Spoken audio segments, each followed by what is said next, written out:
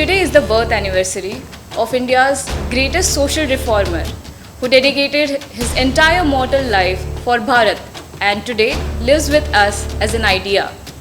Vinayak Damodar Savarkar. Unfortunately, he is also one of the most controversial social reformers and freedom fighters of India. The reason is simple: the misconception of Hindutva among Indians. Veer Savarkar's idea of Hindutva, or what the British term as Hinduism, is not restricted to the definition of a religion but is a much more composite concept. Contrary to how he is often portrayed, Veer Savarkar was highly determined for the upliftment of the lower castes that existed in the pre-independence Indian society. Unfortunately, this side of his character was never highlighted. Rather, while studying Indian history in schools, his contribution in the Indian freedom struggle started and ended with the chapter of the Abhinav Bharat movement. Veer Savarkar had made path-breaking work for the upliftment of the lower castes. In 1941, Savarkar had declared that if India won freedom without social reform, it would not even last for 3 days. A poet at heart, Veer Savarkar's contribution in Indian literature is hardly credited today.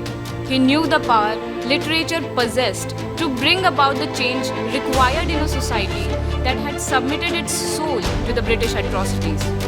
When in Ratnagiri, Savarkar had composed "Mala devache darshan घेऊ द्या, डोळे भरून देवास मला पाहू द्या." The poem revolved around the issue of barred entry to Purva Asprishya into the temples. Savarkar examined the caste system in a scientific manner. He wrote essays such as Zatyuchchedak Nibandha, Vijnana Nishtha Nibandha. He also wrote a collection of short stories called Samaj Chitre.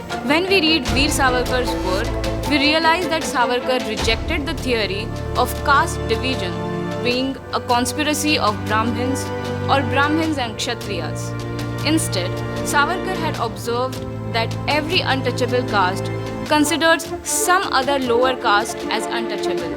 Finding out the lowest caste is like digging deep into the bowels of the earth. Despite of such thoughts that are actually a problem of the Indian society even today, Veer Savarkar is considered as a villain by a certain section of the society. However, when this same thought is put forth in Ayushmann Khurrana's movie Article 15, it somehow becomes acceptable. Veer Savarkar was much ahead of his times and his foresight made the struggle easy for him. As he had said, working in the social field is like walking on a bed of thorns. It is not for the faint-hearted.